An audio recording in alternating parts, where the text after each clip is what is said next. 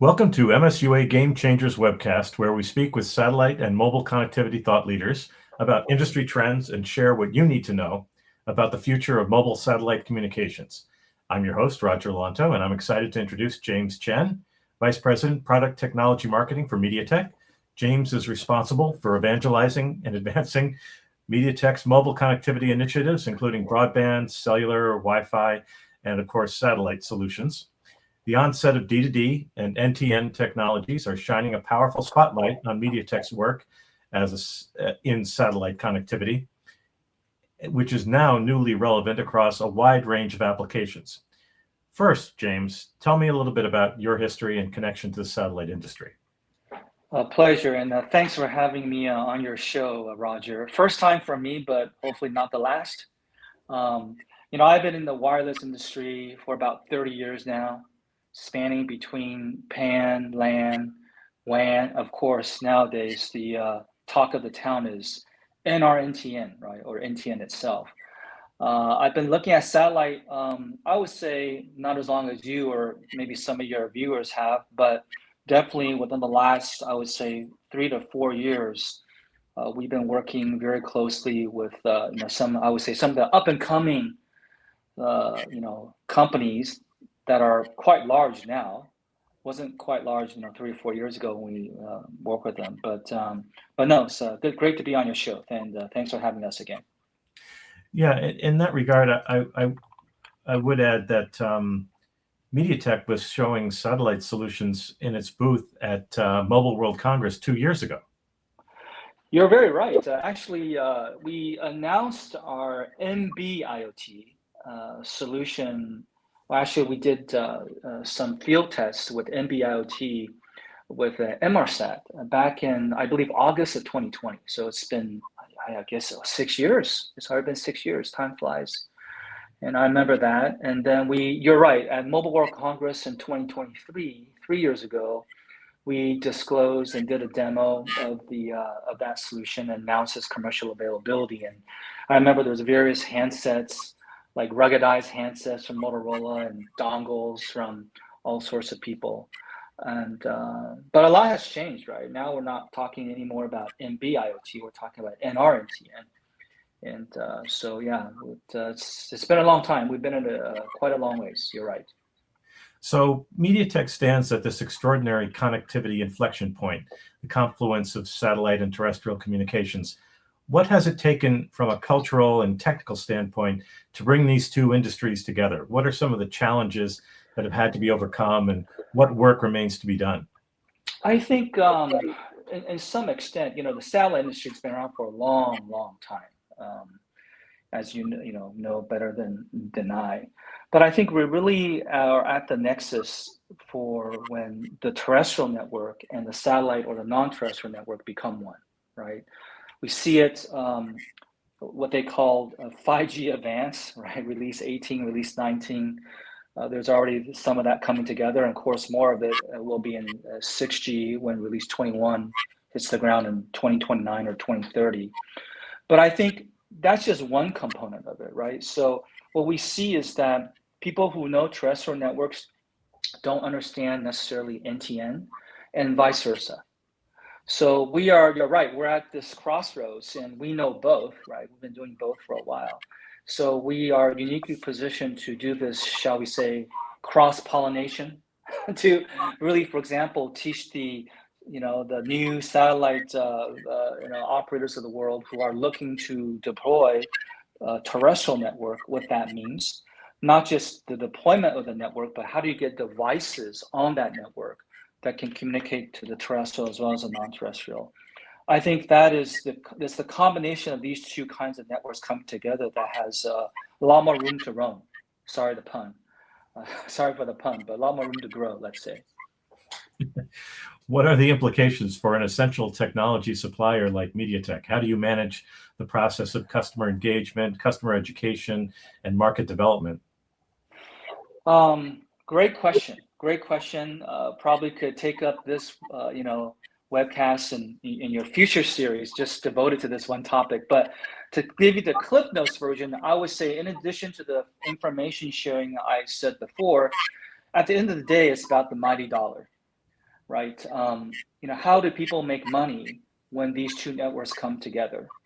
And Mediatek, we are, I don't know if a lot of people know, but we are heavily invested in a lot of verticals. With, for example, obviously with the traditional terrestrial network operators, obviously invested in automotive, Internet of Things, wearables, enterprise, so on and so forth. And some of these, I was just at an enterprise customer this morning, and they were all of a sudden sprang this surprise question on me and says, hey, do you have NR-NTN solutions? We'd like to take a look at that. So I think we stand at the point where we can not only do the technology information sharing, but also build a business ecosystem where people who do not know or have prior experience in launching non-terrestrial kind of product, we can do, for example, a matchmaking service. We match them to people who know how to do that. And all in the hopes of making the ecosystem kind of progress a lot faster than it could otherwise. Yeah, I imagine your customers have a lot of questions for satellite. I mean, everybody, I think, coming at it from a terrestrial standpoint, feels pretty comfortable right now with all the protocols and standards and regulatory implications around cellular. But I suspect satellite is just a whole new ballgame. Yeah, and I have to tell them, instead of the base station and the UE, or the end device, that as we call it, end device or user terminal, instead of being a radius of 1 to 2 kilometers from the center of the base station, now the distance could be, LEO is what, 400 kilometers away. And oh, by the way, that base station up there is traveling at in excess of 17,000 kilometers an hour. So, one of the things we try to educate them is, look, just think about that, number one. Number two, think about how to do handovers, because these things are not stationary, and there's all sorts of physical phenomena that you don't get in terrestrial networks, like the Doppler effect, right, the shift. And even for people who understand that the physics, and they come from a satellite background, what if you have a handset? The handset now, and even when you're not transmitting data, it's in what we call an idle mode. It has to make sure it keeps up with this handover, right, in the background while it's idle. And even that takes a lot more power than purely idle mode in a terrestrial network would be. So how do we bring all this technology, all the physics together, optimize it in our chipset, whether it be hardware, firmware, and software, and then present it to the operator, and then also present it to, for example, a handset maker or automotive maker? It's really quite a complex kind of an ecosystem that we're managing right now. And speaking of automotives, since you brought it up, do you have NTN automotive solutions ready to go today? Oh, absolutely. We have our third generation telematics solution.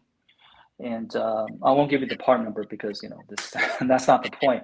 But we do have 5G telematics solutions that can also support NR-NTN, all in the same chipset. And people always ask us why, other than it being so cool, or other than being, hey, somebody famous said that it would be useful. We try to tell people, if you're in an automotive industry, right, you're building a product. If you launch building a product today, probably won't get in a car until maybe 5 or 6 years away, because the product development cycles are so long.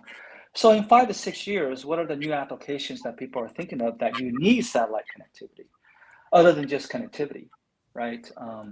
So we've been trying to educate them as to, in the future, a lot of AI in cars for sure. If that's so, then the AI in your car, the edge device, quote unquote, will need to communicate to the AI in the cloud or at the data center. And if a car goes through a tunnel or goes through Yosemite or some part of the world where there is no 5G or 4G or 3G, then you really only have satellite. And when it comes to AI, and particularly the exchange of tokens, that has to be continuous, right? There can't be no gap, because machines don't understand, right?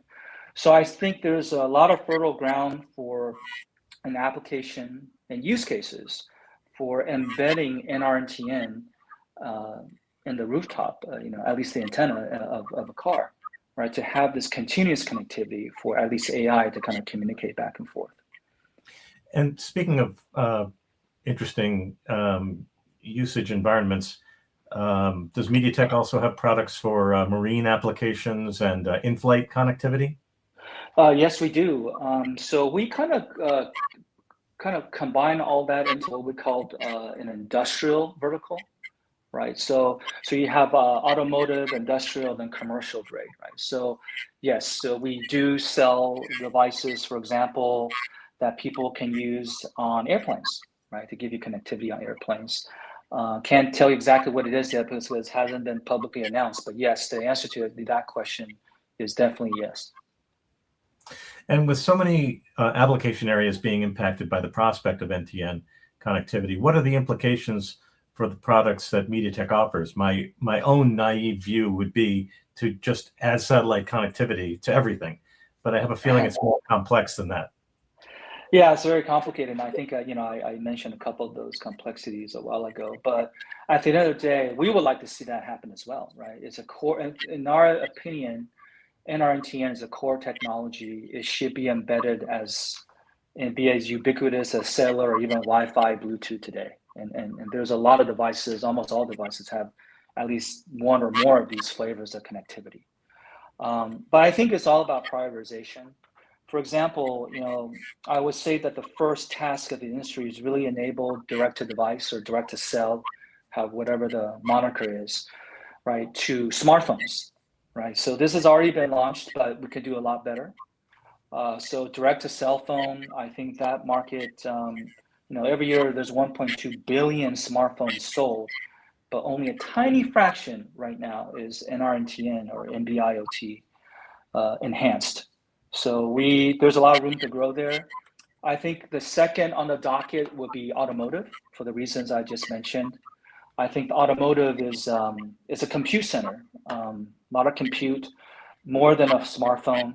So anytime we have a lot of compute, and obviously when that compute happens in the data center and you're using AI, connectivity, NR-NTN, for example, and other forms make a lot of sense.